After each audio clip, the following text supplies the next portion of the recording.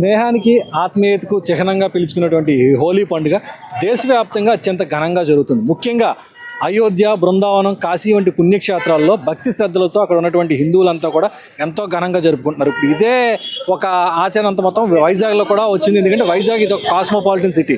ఇక్కడ కూడా ఎంతోమంది హిందువులు ఎన్నో రకరకాల ప్రాంతాల నుంచి వచ్చిన వారు ఇక్కడికి వచ్చి స్థిరపడిన వాళ్ళు కూడా ఉన్నారు. వాళ్ళంతా కూడా ఇక్కడ హోలీని వాళ్ళ ఒక పద్ధతిలోని చాలా చక్కగా జరుపుకుంటున్నారు. ముఖ్యంగా ఈ హోలీ పండుగ ప్రధాన వేదిక విశాఖ నగరంలో ఉన్నటువంటి ఆర్కే బీచ్.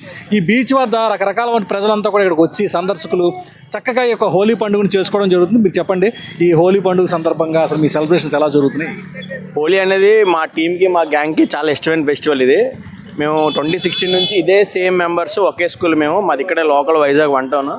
మా ఫ్రెండ్స్ అందరూ 2016 నుంచి చేసుకున్నాం. సేమ్ ఇదే 2016, ఇది 2026, 10 years నుంచి సేమ్ మేము అదే చేసుకున్నాం. మేము సెటిల్ అయిపోయాం. మా అందరిది సెంట్రల్ గవర్నమెంట్ జాబ్ ఒకటిది, స్టేట్ గవర్నమెంట్ జాబ్ ఒకటిది, ఒక లోకల్ జాబ్. నేనేమో సినిమా ఇండస్ట్రీలో వర్క్ చేస్తున్నాను. But whatever wherever in the world మేము ఎక్కడున్నా సరే ఇండియాలోనే ఖచ్చితంగా హోలీకి మాత్రం వైజాగ్ వస్తాం, వచ్చి మేము సెలబ్రేట్ చేసుకుంటాం. మా ఫేస్బుక్ పిక్స్లోకి వెళ్తే మేము 2016 నుంచి మేము సెలబ్రేట్ చేసుకున్న పిక్స్ ఉంటాయి. 2017, 18, 19, 20 కరోనా ఫస్ట్ వేవ్, సెకండ్ వేవ్లో కూడా మేము సెలబ్రేట్ చేసుకున్నాం. సేమ్ మళ్ళీ ఇదే టైం.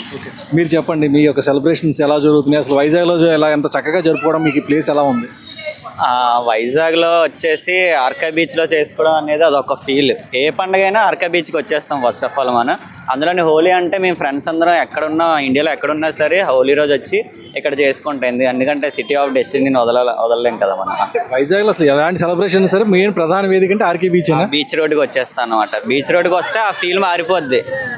ఫెస్టివల్కి అదొక వైబ్ వచ్చేస్తుంది. అందుకనేసి బీచ్ రోడ్కి వచ్చేసి ఇక్కడే చేసుకుంటాం. సో చూసారు కదా ఇక్కడ ఉన్నటువంటి అభిప్రాయం. ఎందుకంటే ఎలాంటి సెలబ్రేషన్ అయినా సరే వైజాగ్ బీచ్ చాలా ఒక ప్రధాన వేదిక అయిపోతుంది. ఎందుకంటే ఇక్కడ ఉన్నటువంటి ఈ బీచ్ తీరం సందర్శకులకు ఎంతో ఆనందాన్ని ఇస్తుంది. అదేవిధంగా ఇక్కడ మనం చూడొచ్చు, ఇప్పుడు ఆర్కే బీచ్లోని ఈరోజు హోలీ పండుగ సందర్భంగా జనాలు ఎలా విధంగా వచ్చారో, వచ్చిన వాళ్ళంతా కూడా మొహాలకు రంగులు రాసుకోవడం, చక్కగా ఫ్రెండ్స్ తోటి, స్నేహితులతోటి ఆడి పాడుతున్నారు. ఆ తర్వాత సముద్రంలో స్నానం చేస్తున్నారు. మొత్తం వీళ్ళకి కూడా ఈ సముద్రంలో స్నానం చేసే వాళ్ళకి ఎటువంటి ప్రమాదం కలగకూడదని చెప్పి ఎక్కడికక్కడికే తీర రక్షణ దళాలు అందరూ కూడా ఇక్కడే ఉన్నారు. పోలీసులు కూడా ఇక్కడ ప్రత్యేకంగా వాళ్ళందరి కోసం కాపలా కాస్తున్నారు. అదేవిధంగా ప్రత్యేకంగా కొన్ని బోట్లు కూడా తీరం ఆనుకునే దగ్గరలోనే ఏర్పాటు చేయడం కూడా జరిగింది. ఎవరైనా ప్రమాదవశాత్తు ఒకళ్ళ వాటర్ కెరటాలకి కొట్టుకుపోతే మటుకు ఎటువంటి ప్రమాదం జరగకుండా వాళ్ళు తిరిగి కాపాడేందుకు ఇక్కడ ఏర్పాటు చేయడం జరిగింది.